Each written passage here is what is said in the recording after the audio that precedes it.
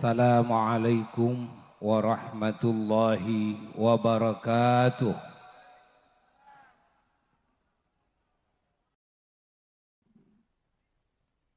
Bismillahirrahmanirrahim.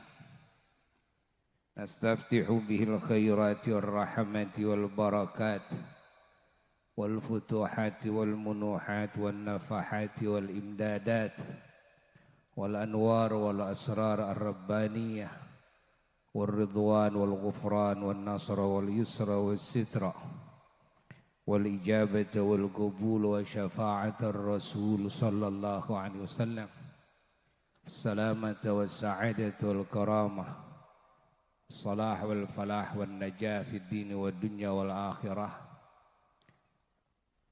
lana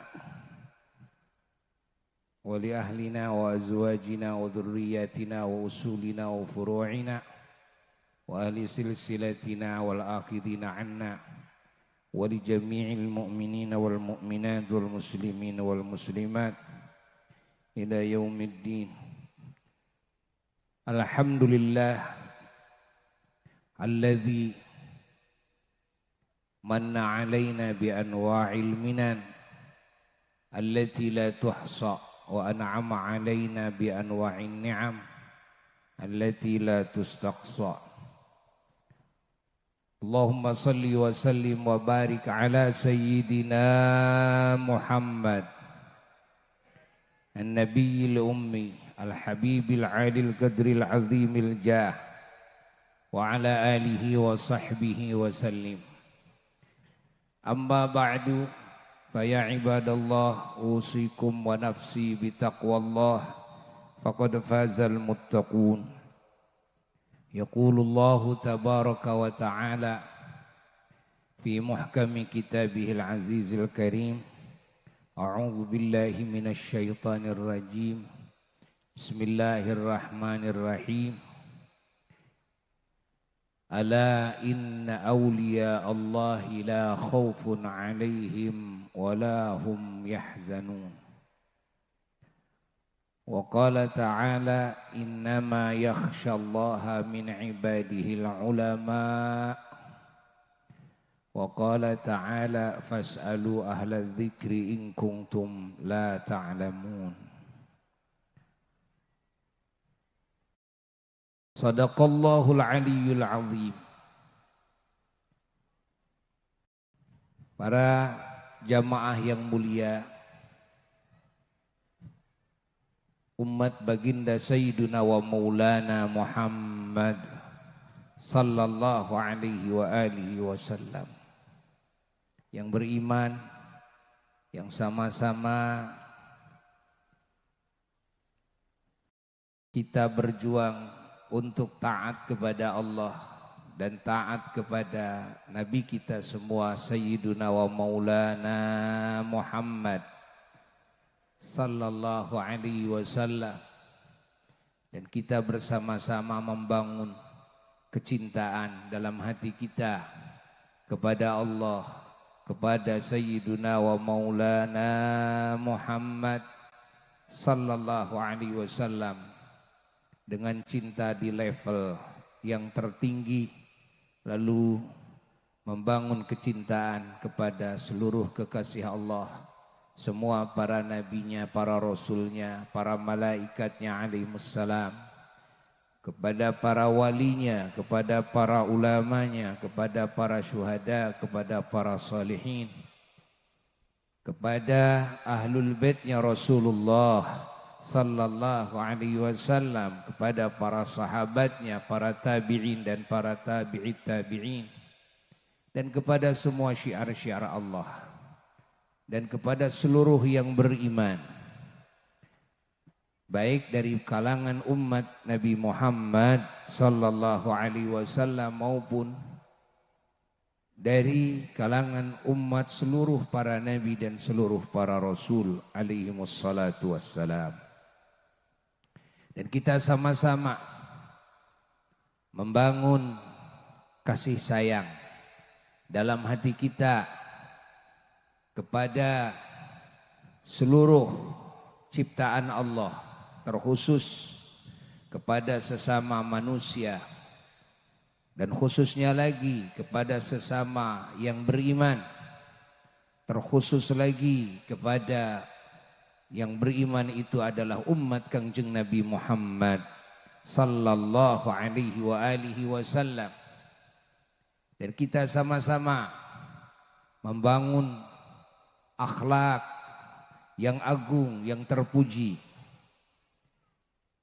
dalam berhubungan dengan Allah Jalla Jalaluhu wahdah, dan dalam berhubungan dengan baginda Sayyiduna wa Maulana Muhammad sallallahu alaihi wasallam, dalam berhubungan dengan semua para kekasih Allah dan dengan semua makhluknya Allah. Dan kita semua bersama-sama membangun keilmuan yang agung di dalam hati kita masing-masing, ilmu wahyu, ilmu sunnah baginda Rasulullah sallallahu alaihi wasallam, lalu membangun niat-niat yang agung karena Allah, lalu membangun juga amal-amal saleh yang dilakukan oleh jasad kita, membangun kalimah-kalimah thayyibah yang diucapkan oleh lisan kita semuanya. Dan kita membangun segala bentuk kebaikan-kebaikan yang kita berikan kepada seluruh makhluk Allah, terutama kepada sesama manusia, terutama lagi kepada sesama muslim. Inilah yang diajarkan oleh Nabi kita Sayyiduna wa Maulana Muhammad sallallahu alaihi wa alihi wasallam.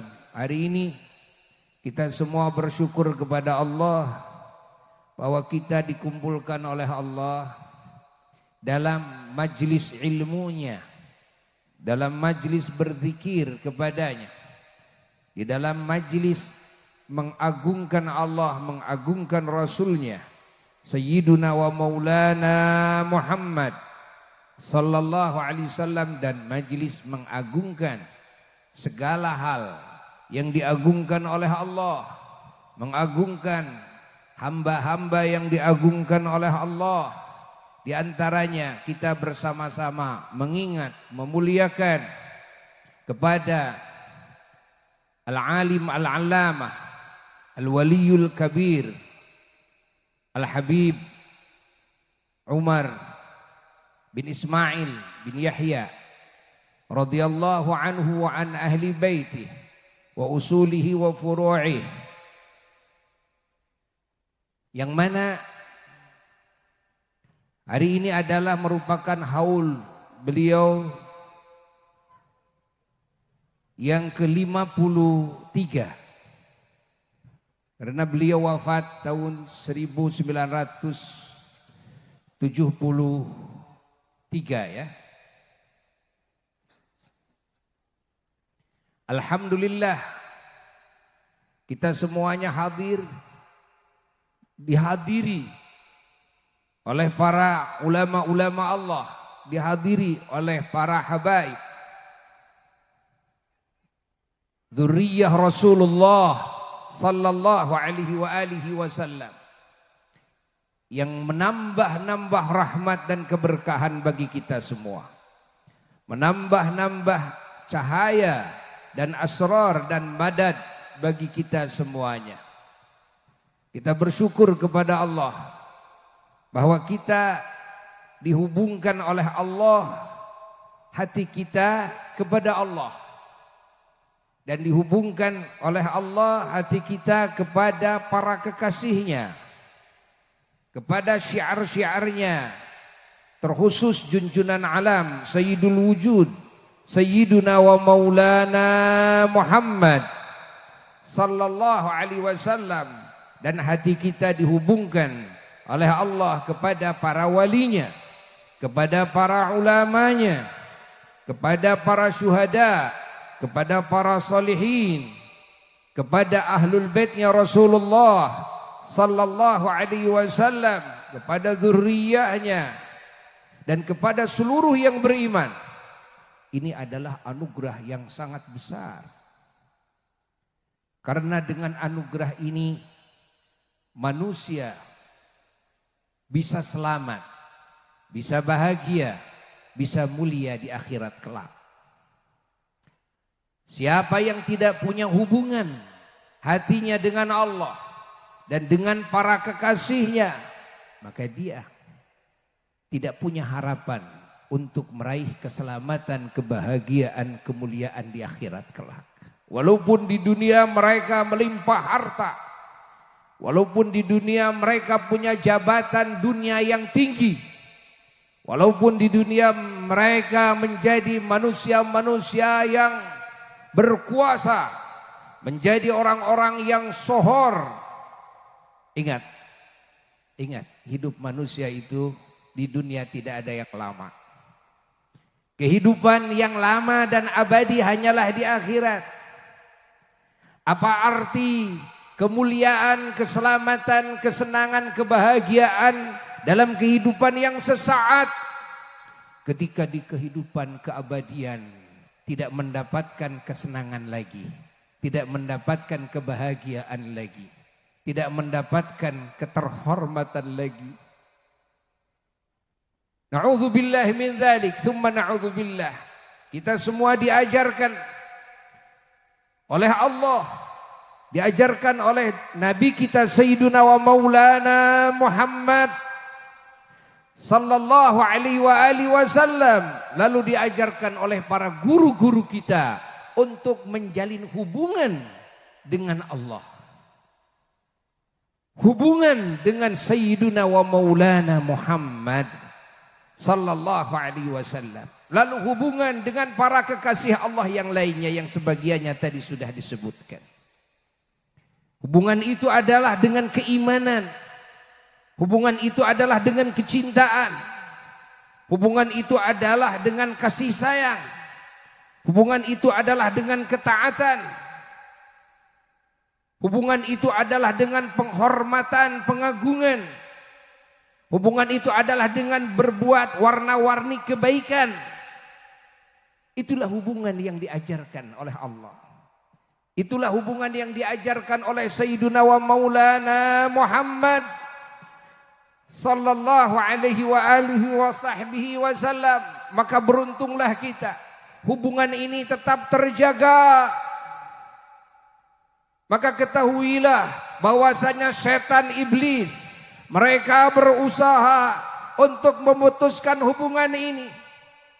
Mereka berupaya agar manusia, bangsa jin ini tidak punya hubungan baik dengan Allah, tidak mengenal Allah, durhaka kepada Allah, tidak punya hubungan baik dengan para utusan Allah, menyalahi aturan-aturan utusan Allah, menjauhi sunnah-sunnahnya utusan Allah,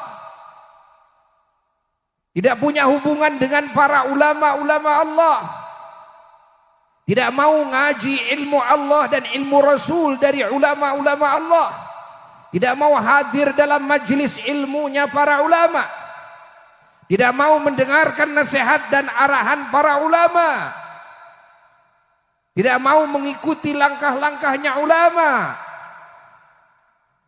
Ini upaya syaitan. Dan upaya syaitan, hati manusia terus digoda agar membenci Allah, membenci para utusan Allah, membenci para wali-wali Allah, membenci para ulama Allah, membenci orang-orang saleh, membenci para ahlul baitnya Rasulullah sallallahu alaihi wasallam, membenci para sahabat, membenci para tabi'in dan para tabi'it tabi'in, membenci sesama muslim. Ini ada terutama di akhir zaman ini. Jangan sampai kita terprovokasi dengan cara apapun, mengatasnamakan apapun, hatta mengatasnamakan Quran, hatta mengatasnamakan sunnah, hatta mengatasnamakan Allah, hatta mengatasnamakan Rasulullah sallallahu alaihi wasallam, tapi isinya adalah mengajak membenci kepada yang disebutkan barusan. Ini terjadi di setiap masa. Ini terjadi dari zaman para rasul terdahulu sampai kepada masa kerasulan Sayyiduna wa Maulana Muhammad sallallahu alaihi wasallam. Dalam perjuangan baginda Nabi, kita semua tahu bahwa yang membenci Nabi adalah keluarganya sendiri, bahwa yang menghasut Nabi adalah tetangganya sendiri, adalah masyarakat Mekah, lalu mengajak kerajaan-kerajaan lain, masyarakat lain untuk sama-sama membenci baginda Sayyiduna wa Maulana Muhammad dan keluarganya dan para sahabatnya, para pengikutnya. Kita semua tahu siapa yang menghalang-halangi perjuangan dakwahnya Rasulullah sallallahu alaihi wasallam dan ahlul baitnya dan para sahabatnya. Bahkan sampai kepada mau membunuh baginda Sayyiduna wa Maulana Muhammad, mau membantai keluarganya, mau membantai para sahabatnya. Kenapa terjadi hijrah? Ingat bahwa hijrah bukan semata-mata Nabi pindah dengan kehendaknya dari Makkah ke Madinah, bawa kasur, bawa uang, bawa itu, bawa ini, seperti pindah kita dari satu tempat ke tempat lain. Lah, diantar dengan keluarga dan sahabat, tidak. Tapi hijrah artinya, Masya Allah, Nabi disuruh oleh Allah Jalla Jalaluhu wahdah untuk menyelamatkan agama, untuk menyelamatkan ilmu, untuk menyelamatkan nilai-nilai yang agung yang Allah ajarkan, untuk menyelamatkan anugerah yang Allah akan sebarkan ke semua hamba-hambanya ila yaumil qiyamah. Keselamatan, kebahagiaan, kemuliaan bagi siapapun yang mengambil anugerah ini, baik di dunianya maupun di akhiratnya. Maka Allah memerintahkan kepada kekasihnya, Rasulnya teragung Sayyiduna wa Maulana Muhammad sallallahu alaihi wasallam agar keluar, pindah dari Makkah Al-Mukarramah. Bukankah kita mendengar bahwa Nabi berpindah itu dikarenakan sudah sampai kepada klimaksnya, artinya tidak ada jalan lagi untuk menyelamatkan agama terkecuali dengan berpindah, berhijrah.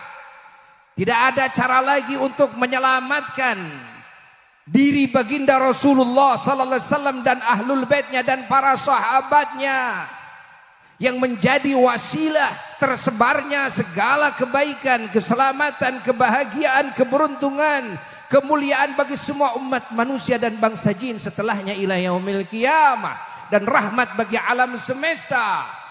Bukankah kita semuanya telah mendengar bahwa mereka kafir-kafir Quraisy sepakat di gedung Darun Nadwa, gedung DPR MPR-nya, para tokoh-tokoh kumpul dan memutuskan dari hasil musyawarah bahwa tidak ada lagi cara terbaik terkecuali dengan membunuh Muhammad, membunuh semua keluarganya, membunuh semua pengikut-pengikutnya. Ini cara terbaik.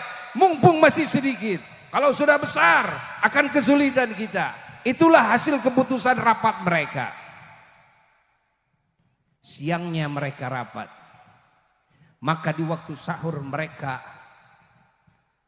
siap mau mengeksekusi baginda Sayyiduna wa Maulana Muhammad sallallahu alaihi wasallam, dan itu terjadi pada malam Senin di bulan Rabiul Awal, karena hijrahnya baginda Rasulullah sallallahu alaihi wasallam adalah di bulan Rabiul Awal. Beliau diperintahkan keluar. Begitu beliau mau keluar, di pintu beliau sudah siap algojo-algojo yang menghunuskan pedang. Masya Allah. Namun Allah subhanahu wa ta'ala mau memperlihatkan kekuasaannya ke seluruh makhluknya, ke semua manusia dan bangsa jin, bahwa tidak ada yang bisa mengalahkan kekuasaan Allah. Tidak ada yang bisa melawan kehendak Allah dan kekuasaannya. Allah perlihatkan hanya dengan pertolongan yang kecil saja. Tapi ini pesan bagi semua makhluk bahwa kekuasaan Allah segalanya. Ini adalah pesan moral bagi semua hamba-hamba Allah. Maka segalanya adalah Allah. Kunci kesuksesan adalah Allah. Kunci keberhasilan adalah Allah. Kunci keselamatan, kebahagiaan, kemuliaan adalah Allah. Nabi tunjukkan. Begitu keluar, di dalam kelihatan dari lubang kunci, di luar sudah siaga para algojo yang jumlahnya banyak dengan pedang terhunus. Lalu Nabi membacakan surat Yasin, mengambil segenggam pasir, ya, bahwa dia membacakan awal surat Yasin. Setelah itu Nabi membuka pintu, lalu Nabi melewati muka-muka mereka, hidung-hidung mereka. Masya Allah, mereka tidak melihat Nabi keluar. Lalu Nabi menaruh pasir-pasir tersebut sedikit-sedikit di kepala-kepala mereka. Ini adalah pesan moral.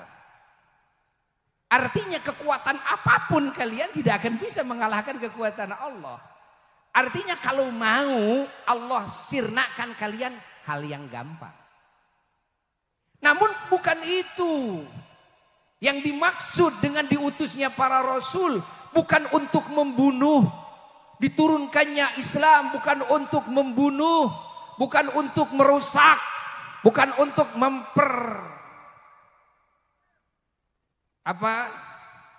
mempertengkarkan manusia. Bukan untuk mencelakakan, bukan untuk menghinakan, merugikanlah. Justru untuk memuliakan manusia. Untuk membahagiakan manusia. Untuk memberikan kehidupan hayatan thayyibah. Kehidupan yang baik di dunia, di kubur dan di akhirat.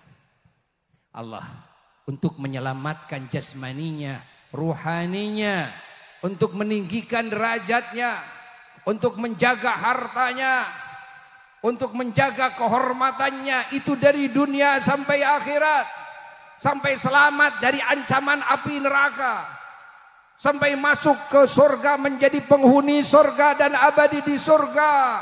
Itulah tujuan para rasul diutus. Itulah tujuan Al-Quran dan wahyu Allah diturunkan. Itulah tujuan agama Islam diturunkan. Ketahuilah, kalau mau membunuh, artinya bukan hal yang susah.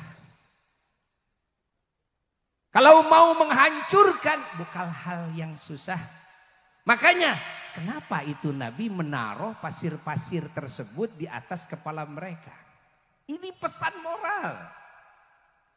Kamu nangkep satu orang saja tuh gak becus. Katanya mau membunuh semuanya. Satu orang saja gak bisa. Nah, Nabi gak terlihat.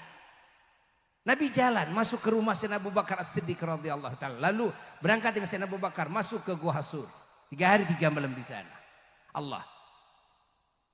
Gua Hasur dikepung oleh semua warga Mekah. Disembarakan siapa yang bisa membawa kepala Muhammad hidup atau mati akan mendapatkan hadiah ini. Semua ingin hadiah.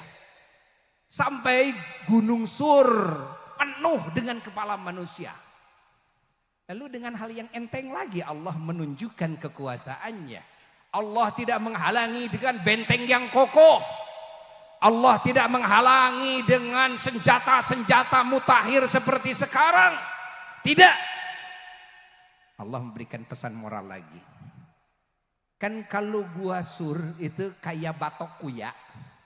Batok kura-kura kan. Di sini lubang, di sana lubang. Kalau berdiri begini ya kelihatan lah. Ya, yang di dalam. Tapi tiba-tiba begitu Abu Jahal dan pengikutnya melihat seketika Allah Subhanahu wa taala menaruh merpati yang sedang mengerami telurnya. Allah menghalangi pandangan mereka hanya dengan sarang laba-laba. Apa artinya sarang laba-laba? Apa artinya burung merpati? Dan ini adalah pesan moral. Sekarang orang ingin menjadi penguasa itu berlomba-lomba menjadi negara yang paling hebat senjatanya. Ya, sampai kepada senjata pemusnah massal. Tapi bagi utusan Allah bukan hal yang gak usah repot-repot gitulah. Bagi utusan Allah itu untuk menyelamatkan hanya dengan sarang apa? Sarang laba-laba. Ingat cerita Nabi Musa mensirnakan kerajaan Fir'aun dan semua keluarganya dan semua para pasukannya hanya dengan apa coba? Hanya dengan kayu kerontang, tongkat beliau. Bukan dengan panah, bukan dengan tombak, bukan dengan meriam. Marhaba ahlan wa sahlan. Marhaba, marhaba.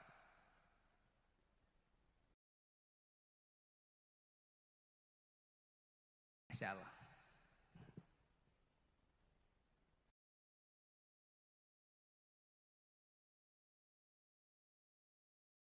Marhaba.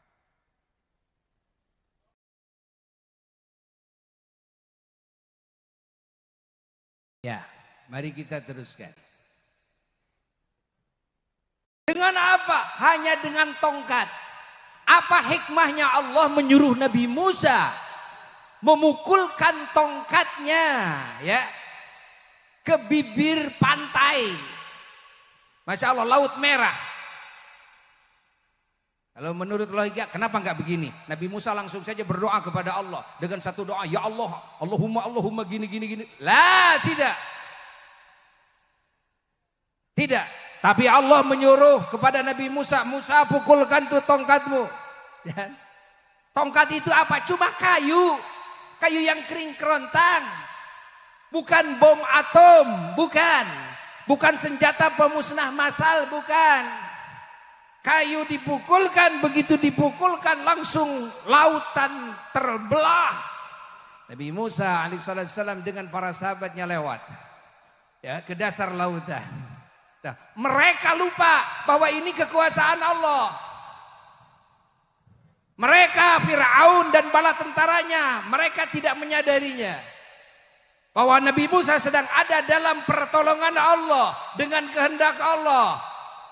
Nabi Musa jalan, begitu sudah sampai mereka mengikutinya di belakangnya. Pas Nabi Musa sampai, mereka juga mau sampai, langsung ditutup lagi lautan tersebut. Sehingga sirnalah yang namanya kerajaan Fir'aun. Apa hikmahnya? Harus dengan tongkat. Ini pesan moral. Artinya bagi Allah sungguh enteng untuk mensirnakan manusia hanya dengan tongkat yang kering kerontang. Ya, tidak dengan sesuatu yang hebat. Lah. Inilah kekuasaan Allah Jalla Jalaluhu wahdah. Disinilah perlunya kita mendekat kepada Allah. Seperti yang diajarkan oleh Sahibul Haul. Seperti yang dicontohkan oleh Sahibul Haul. Beliau adalah sebagai simbol hamba Allah yang sangat dekat dengan Allah. Yang sangat dekat dengan baginda Rasulullah Sallallahu alaihi wasallam. Sekaligus beliau daripada zuriyahnya Rasulullah Sallallahu alaihi wasallam. Sungguh beruntung kita mendapatkan sanad Islam ini, Quran ini, ilmu ini dari keturunannya baginda Rasulullah Sallallahu alaihi wasallam. Beruntunglah kita semua. Bersyukurlah kita semua hadirin hadirat. Pegang teguh ini. Bahwa hubungan ini jangan sampai terputus. Karena dengan hubungan inilah, ingat, kita bisa selamat. Walaupun kita orang bodoh.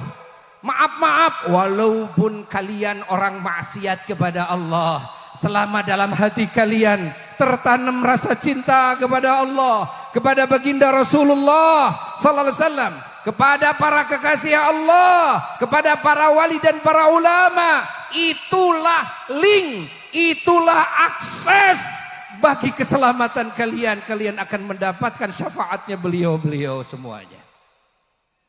Maka terakhir dari kalimat Al-Fakir, catat oleh semuanya. Catat oleh semuanya. Ingat ya, bahwa bagi orang yang seperti saya, ini yang ngomong seperti saya, la ilim, tidak ada ilmu, wala amal, tidak ada amal. Yang jelas yang menumpuk adalah dosa dan dosa, sehingga tidak ada harapan untuk menjadi ahli surga. Di kelopak mata yang kelihatan saya akan menjadi keraknya api neraka. Namun saya tidak sanggup menghadapi itu semua. Bagaimana cara saya? Tidak ada cara lain kecuali merapat mendekat kepada para kekasih Allah. Mohon kepada Allah agar Allah mengizinkan kepada beliau-beliau para kekasih Allah untuk memberikan syafaat pertolongan kepada kita kelak yaumul qiyamah. Karena mereka adalah orang-orang yang oleh Allah dikasih jabatan yang tinggi, bisa memberikan syafaat kepada umat. Sebagaimana sudah disabdakan oleh Nabi kita Sayyiduna wa Maulana Muhammad sallallahu alaihi wasallam, yashfa'u yaumal qiyamah thalatha. Kelak pada hari kiamat yang akan memberikan syafaat itu 3 golongan. Hadirin, 3 golongan. Yang pertama kata Kanjeng Nabi, al-anbiya, para nabi, summal ulama, lalu para ulama, summa syuhada, lalu para mati syahid, syuhada, dan sahibul haul, beliau bagian daripada ulama Allah yang betul-betul ulama akhirat, bukan ulama dunia, bukan ulama pecinta dunia, bukan ulama pengagum dunia. Sahibul haul adalah sebagai lambang ulama akhirat. Beruntunglah kita punya hubungan ya dengan beliau. Alhamdulillah hatta sekarang tidak hadir kita di majelis yang agung ini terkecuali saling saksikan di antara kita, di hati kita ada cinta kepada beliau. Betul tidak? Betul tidak? Cintakah kita kepada sahibul haul? Cinta inilah yang akan mempersatukan kita dengan yang dicintai. Sebagaimana yang dijanjikan oleh Rasulullah SAW dalam hadis sahih, yuhsyarul mar'u ma'aman ahabba. Semoga kita dikumpulkan oleh Allah bersama beliau-beliau, dilirik oleh beliau-beliau, diingat oleh beliau-beliau, bahwa kita duduk di sini kepanasan, bahwa kita datang ke sini dengan tenaga dan dengan ongkos, dan juga menyisihkan waktu khusus untuk hadir dalam acara haul seorang wali Allah, ulama Allah, min dzurriyyati Rasulillah, syamsun min syumusil huda, matahari daripada matahari petunjuk. Ya Rabb, saksikan kami bahwa kami mencintai beliau. Dengan kecintaan kami semoga Engkau mengumpulkan kami dengan beliau dan Kau memberikan syafaat beliau bagi kami semuanya. Sekian dari Al-Fakir. Mohon maaf dari segala kekurangan, dan juga terima kasih kepada para pejabat dan aparat pemerintahan Kabupaten Cirebon yang sudah hadir mendukung acara yang mulia ini. Semoga pemerintahan Kabupaten Cirebon, warga selalu ada dalam penjagaan Allah, selalu ada dalam jaminan Allah. Sekian dari Al-Fakir, wal afu minkum, wassalamualaikum warahmatullahi wabarakatuh.